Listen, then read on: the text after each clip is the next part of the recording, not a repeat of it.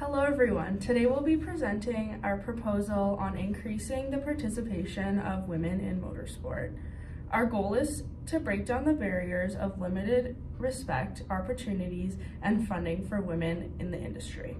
I'm Aaliyah Anderchek. I'm Victoria Shaw. And I'm Grace Ride. And we're from Queen's University.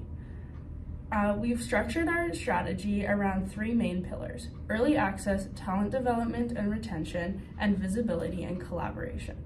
Together, these aim to create a sustainable and inclusive motorsport environment where women can drive, design, and lead. Our framework focuses on building a collaborative, safe environment where men and women can work together, with the shared goal of empowering women across the automotive and racing fields. By working with existing programs and expanding them, we can create real, measurable change, not just in participation numbers, but in culture, representation, and opportunity. Let's begin with our first pillar, early access, which focuses on introducing young girls to motorsports from an early age. All right, so the main idea with early access is that we're going to work with schools, clubs, and universities to foster this interest early. Currently, 35% of STEM grads are women, and this is global. So increasing the interest in STEM as a whole will also increase the interest in motorsport, and increasing this interest early will help in turn. An example program that we could get involved in is a program called Girls Get Wise. It's out of Halifax, Canada. Right now, what they work on is getting women and girls exposed to male-dominated fields.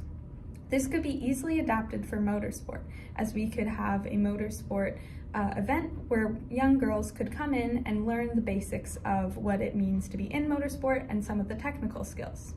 Another example of something that we would like to get involved in is FSAE teams at universities. We would provide sponsorships based on their efforts and actions to involve women in their teams. This would provide a good opportunity for them to showcase how they are making change and how they are working to get more women on their team. This would really help with all of the lack of representation, as involving more women will increase the involvement of all different minorities. Additionally, we will try to get into elementary schools, because getting this early access to young girls at the youngest of grades is going to really increase their likelihood to join STEM in older grades. So one way that we could do this is adding STEM modules to their curriculum, or even just coming in for a day.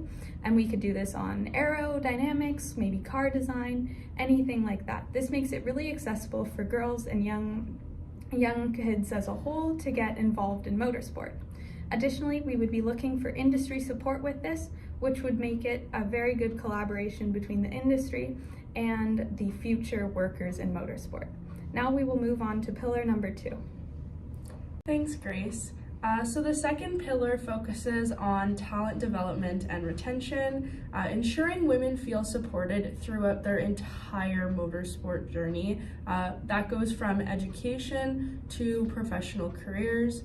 A great world example of this is at Toronto Indy. There is a job pairing and shadowing program that runs, and so this allows the chance for young women to work alongside engineers and pit crews in order to get a better understanding of race strategy, mechanical prep, and decision making that happens just before a race. So one of the main points that we want to focus on is collaborative mentorship networks. Through this and partnering with programs such as Women in Motorsport North America, we would like to make it very accessible for girls to reach out to industry professionals where they can have meetings and learn directly from drivers and engineers. Another is the sponsorships and apprenticeships. And so through this, we would be looking at creating a Women in Engineering and Racing scholarship. Alongside educational institutions and sponsors, we would be able to find funding for this, along with paid technical roles in order to help women have access to vehicle dynamics, design, and race analytics. Touching on inclusive team structures, working with organizations such as the FIA and IMSA to reward teams for implementing diversity and providing certifications to balanced crews, and along with long-term collaboration, partnering with manufacturers and sponsors in order to sustain these programs and to encourage ongoing career growth. By implementing these strategies, we create a continuous pathway where women not only enter the industry, but they stay in the industry and they're able to advance and lead. Once women are supported internally, it is equally important to ensure their work and achievements are visible externally. Victoria is going to explain our third pillar. Thanks, Aaliyah. Our third pillar, visibility and collaboration, focuses on expanding awareness beyond the motorsport community while meaningfully supporting the women already driving change within it. The goal is simple: to build and broadcast a strong unified front of women in motorsports, one that creates lasting impact. By increasing visibility, we're not only inspiring new participants, but we also dismantled the barriers of perception that have historically limited women's presence in the sport. To do this, we're launching our campaign Beyond the Finish Line. This initiative will promote our message through the collaboration with motorsport organizations, brands, and influential figures throughout the industry. Platforms like Instagram, YouTube, and TikTok will be used to share stories, highlight achievements, and showcase the many roles women play, not just as drivers, but as engineers, strategists, and leaders. We'll begin by partnering with established programs such as Alpine's Racing Her initiative, which has successfully built pathways for women in motorsports and leadership. Their framework of mentorship, training, and visibility aligns perfectly with our goals, allowing our campaign to grow with the backing of proven, inclusive organizations. From there, collaboration will expand to include women in various motorsport applications. Drivers like Alana Carter, head engineers, and female business leaders, whose story will both inspire engagement and action. These authentic voices will serve as the head of our campaign, connecting with audiences inside and outside the motorsport world. Through these partnerships, we'll also generate the funding needed to sustain our impact. Many organizations already support women in STEM and motorsports, and will leverage those opportunities alongside government grants aimed at empowering women in sports.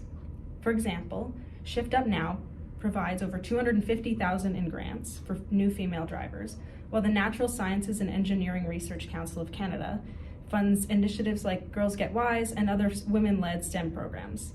By aligning with these organizations, our campaign can act as a central hub, connecting resources, funding, and mentorship directly to aspiring women in motorsport. Together, these collaborations and funding streams will take our mission beyond awareness and into long-term representation. Because when women are visible, supported, and connected, we don't just cross the finish line, we redefine where it begins. Now, Grace will conclude by summarizing our impact and outlining the path forward.